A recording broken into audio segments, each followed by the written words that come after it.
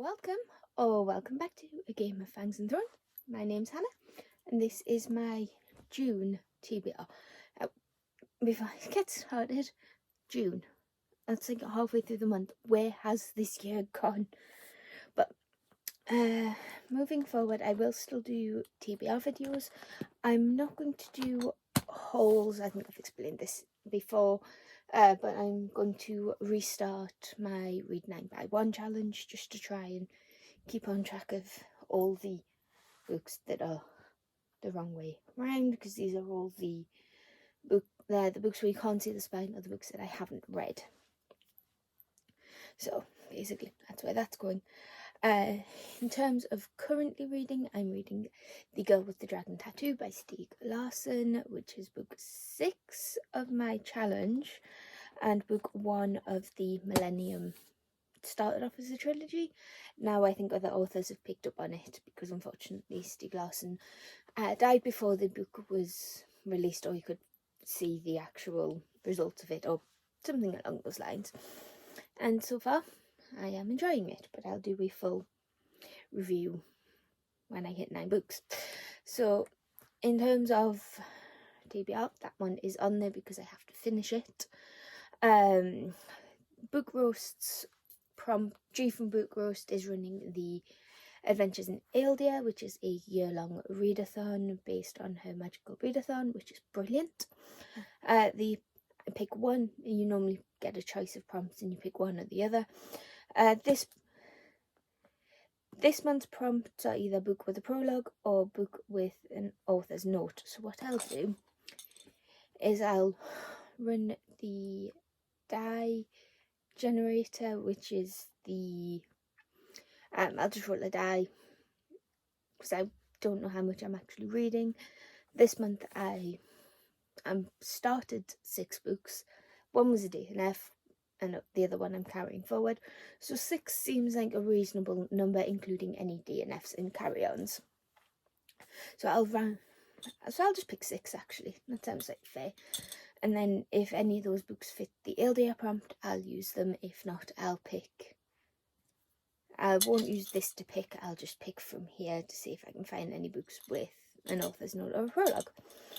I've got a feeling most fantasies have a prologue, so I think we'll be good. So, without further ado, let's get started with the TBR. I forgot what I was filming there. So,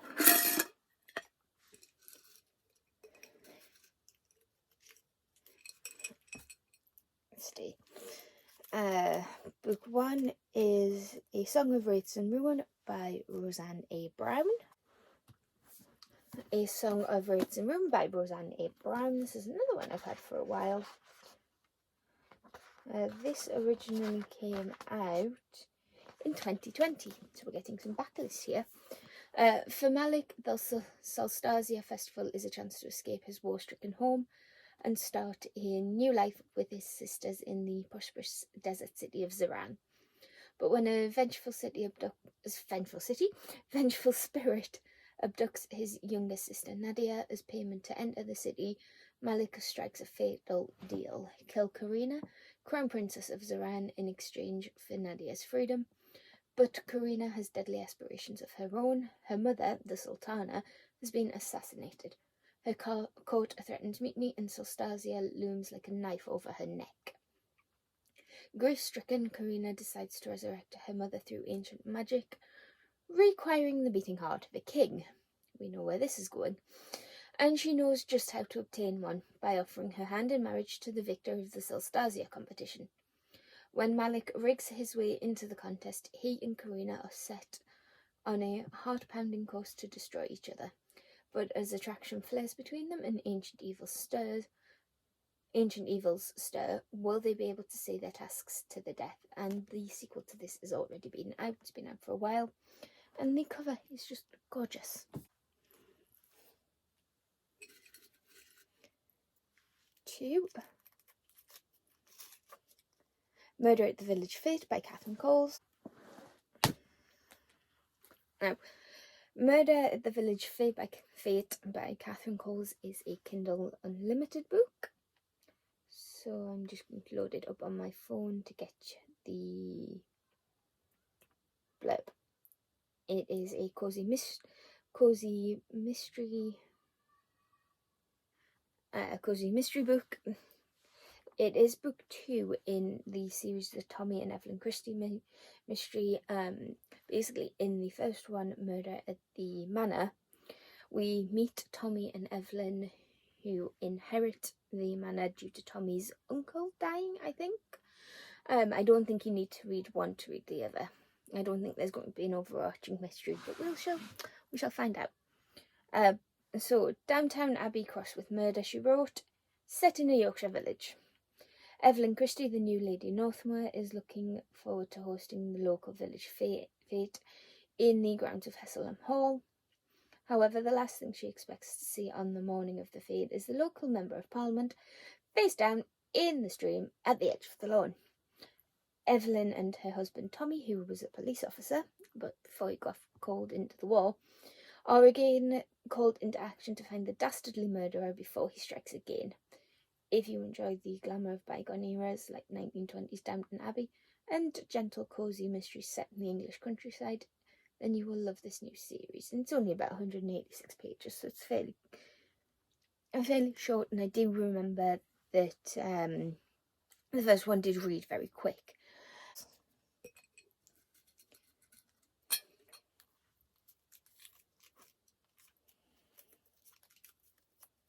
Girls of Paper and Fire by Natasha and Young, and I apologise if I'm mispronouncing that.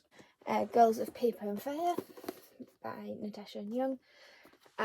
Know a bit more about this one. I think this follows Leigh, who is chosen to be a concubine of one of the Demon King.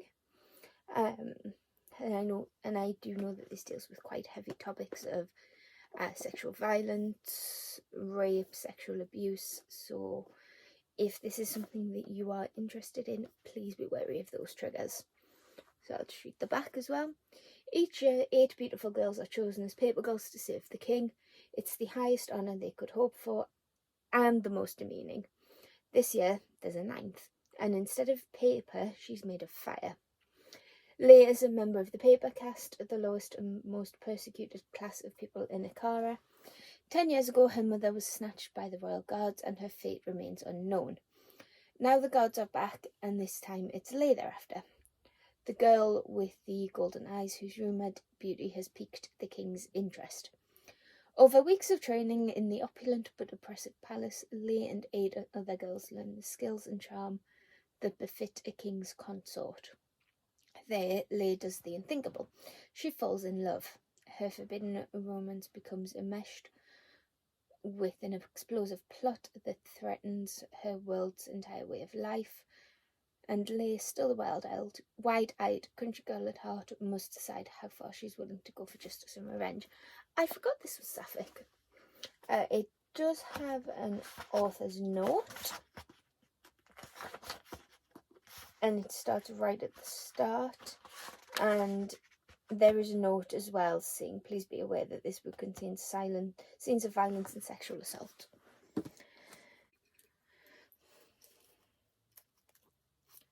Black Swan by Rebecca Roanhorse. Black Sun by Rebecca Roanhorse. This is the first in the series and was first published in 2020. This edition was 2021. But a god will return when the earth and sky converge under the black sun. In the holy city of Tova, the winter solstice is usually a time for celebration and renewal, but this year it coincides with a solar eclipse, a rare celestial event prescribed by the sun priest as an unbalancing of the world. Meanwhile, a ship launches from a distant city bound for Tova and set to arrive on the solstice. The captain of the ship, Exalia, is a disgraced teak whose song can calm the waters around her as easily as it can warp a man's mind. Her ship carries 1 passenger. Described as harmless, the passenger Seripo is a young man, blind, scarred, and cloaked in darkness. And as Exalia well knows, when a man is described as harmless, it's in speech marks in the blurb. He usually ends up being a villain, crafted with unforgettable characters. Rebecca Roanhouse's epic adventure exploring the decadence of power amidst the weight of history and the struggle of individuals swimming against the confines of society.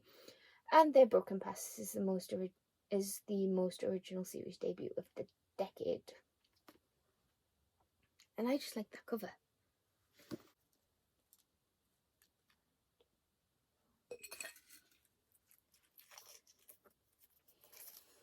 The Wheel of Time by Robert Jordan. We have The Wheel of Time by Robert Jordan. This has a prologue. So I think what I'm going to do... Oh, and it is a signed edition as well. I think all the Amazon ones were signed. But I think what I'll do, because Girls of Paper and Fire has a prologue, this has an other way around. This has a prologue, Girls of Paper and Fire has an author's note.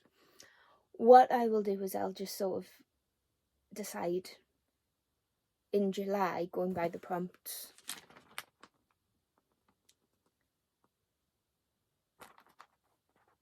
Oh, but actually, I think July's prompt is sorted. But I'll just decide in July which one I'm counting towards June, depending on what prompt I feel is better. But if you're not aware, The Wheel of Time by Robert Jordan is an epic fantasy spanning at least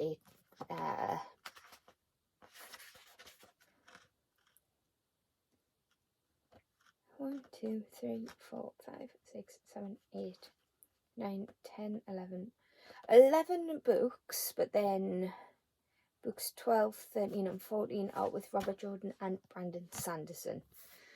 So I think this is another one where he's unfortunately passed away or is unable to continue on his own. But I don't really know much about it, other than it's now an Amazon Prime series, but I'll just read the back. Discover the first novel in one of the most influential fantasy series of all time, now also a major TV series. When the village is attacked by terrifying creatures, Rand al'Thor and his friends are forced to flee for their lives. An ancient evil is stirring, and its servants are scouring the land for the Dragon Reborn, the prophesied hero who can deliver the world from darkness. In this age of myth and legend, the Wheel of Time turns what was, what may be, and what is may yet fall under the shadow. Oh, excuse me. And the last one is The Lights of Prague by Nicole Jarvis. So, Nicole Jarvis is The Lights of Prague. I can't remember much about this one, but we'll just read the back. In the quiet streets of Prague, all manner of mysterious creatures lurk in the shadows. Unbeknownst to its citizens, their only hope against a tide of predators are the dauntless lamplighters, secret elite monster hunters whose light staves off the darkness each night. Domek Miska leads a life teeming with fraught encounters of the worst kind of people. Pihavish, bloodthirsty and soulless vampire creatures. Despite this, Domek finds solace with his moments spent in the company of his friend, the clever and beautiful Lady Aura Fischerova, a widow with secrets of her own. When Domek finds himself stalked by the spirit of the White Lady, a ghost who haunts the baroque halls of Prague Castle, he stumbles across the sentient essence of a will-o'-the-wisp captured in a mysterious container. Now, as its bearer, Domek wields its power, but the wisp, known for leading travellers to their deaths, will not be so easily controlled. After discovering a conspiracy against the Pihavish that could see them unleash terror on the daylight world, Domek finds himself in a race against those who aim to twist alchemical science for their own dangerous game. When did this come out? And this was originally published in May 2021, but I don't think I've had it that long. So, this,